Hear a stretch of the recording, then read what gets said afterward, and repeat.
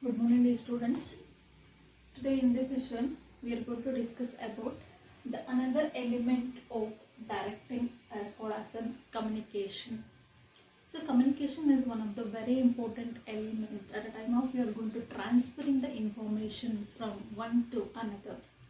Here, in the organization, if any superior can send a message, can providing the solution, can providing the direction, can providing any information to the subordinates, having the good communication skills. We already know the good communication is one of the very important quality of a successful leader. So that's why each and every person having the good communication skills at the time of you are going to transfer or sending the message from one to another. Okay, so today in this session we are going to discuss about the concept of communication. What is this communication? The word communication has derived from the Latin word means communis. Communis. Okay, it is derived from the Latin word communis, which means common. This communist means common. Okay, common means which consequently implies common understanding. Clear? So communication, the word derived from the Latin word communis. Communis is nothing but the common. It is nothing but the common understanding. So this is the basic meaning of communication. Okay. So communications we can going to understand in different ways. It is called as an in general sense.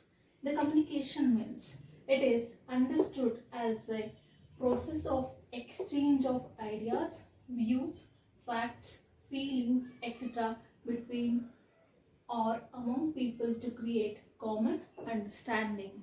Okay, this is the general meaning of communication. It is understood as a process of we are going to exchange of ideas.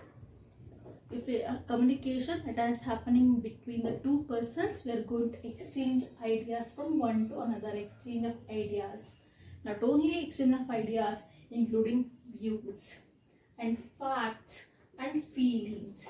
Ideas, views, facts and feelings are something we are going to share from one to another.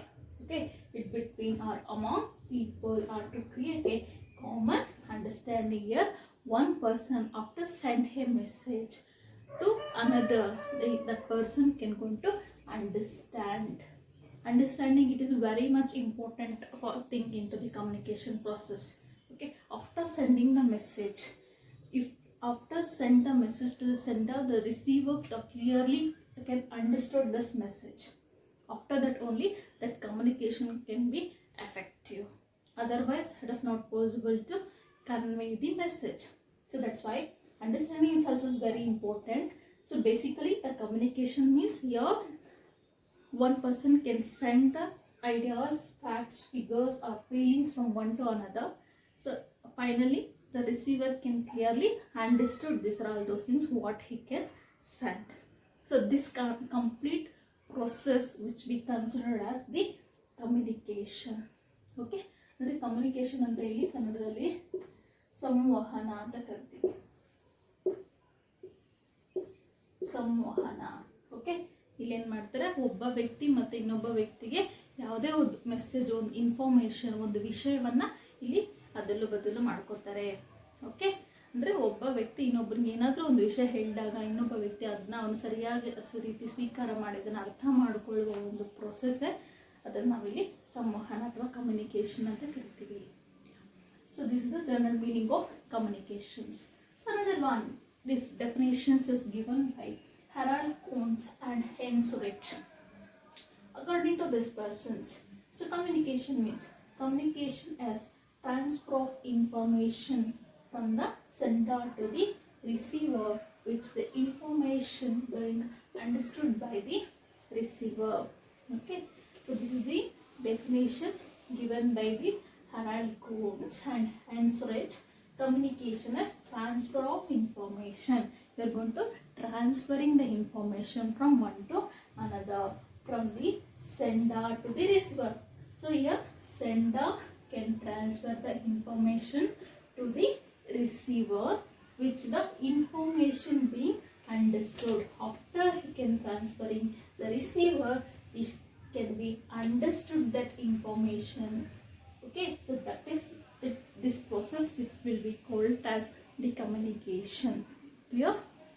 This definition and communication is a transfer of information to sender to the receiver, in which the information being understood by the receiver. After he can transfer the information, the receiver can be understood this information. So this entire process should be considered as the communication. ಅಂದ್ರೆ ಇಲ್ಲಿ ಇವರ ಒಂದು ಪ್ರಕಾರ Herald ಕೋಲ್ಸ್ ಮತ್ತು Heinrich ಅವರ ಪ್ರಕಾರ ಇಲ್ಲಿ sender ಅಥವಾ ಯಾರು ಮೆಸೇಜನ್ನು ಇನ್ಫಾರ್ಮೇಷನ್ ಕೊಡ್ತಾ ಇರ್ತಾರೆ ಅವನು ಒಂದು ಇನ್ಫಾರ್ಮೇಷನ್ ಕೊಟ್ಟಾದ್ಮೇಲೆ ಯಾರು ರಿಸೀವ್ ಮಾಡ್ತಾನೋ ಅವನು ಅರ್ಥ ಮಾಡ್ಕೋಬೇಕು ರಿಸೀವ್ ಮಾಡಿದಾದ್ಮೇಲೆ. ಸೊ ಏನು ಸೆಂಡರ್ ಇನ್ಫಾರ್ಮೇಷನ್ ಕೊಟ್ಟು ರಿಸೀವ್ ಮಾಡಿ ಅವನು ಅರ್ಥ ಮಾಡ್ಕೊಂಡ್ರೆ ಅಲ್ಲಿಗೆ ಒಂದು ಕಮ್ಯುನಿಕೇಷನ್, ಒಂದು ಸಂವಹನ ಅನ್ನೋದು ಒಂದು ಕಂಪ್ಲೀಟ್ ಆಗುತ್ತೆ. ಸೊ ಇದನ್ನೇ ನಾವು ಇಲ್ಲಿ ಸಂವಹನ ಪ್ರಕ್ರಿಯೆ ಅಂತ ಕರಿತೀವಿ.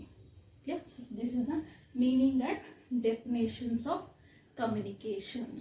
Okay, so after understanding this definition, so communication is the process of exchange of information between two or more persons to reach a common understanding. Yeah, so this is the general meaning of communications. Next one is the next concept is elements of communication.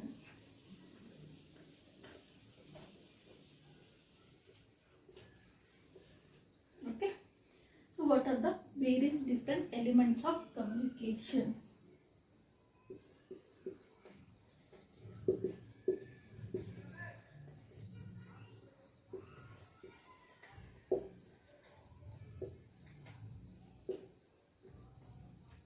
So various elements should be comes under at the time of you are going to communicating. So communication has been defined as the process of involves elements. It is including various elements. This one, what are these elements? These elements like source of encoding media, then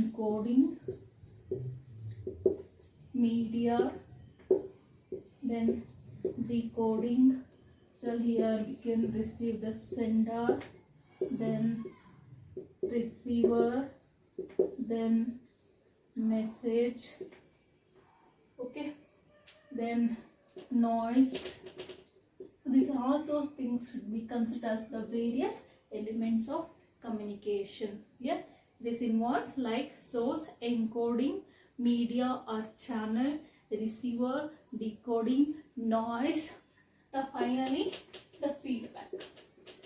After receiving, the receiver can give the feedback to the sender. So these are all the various elements of communications. Now let's discuss about one by one.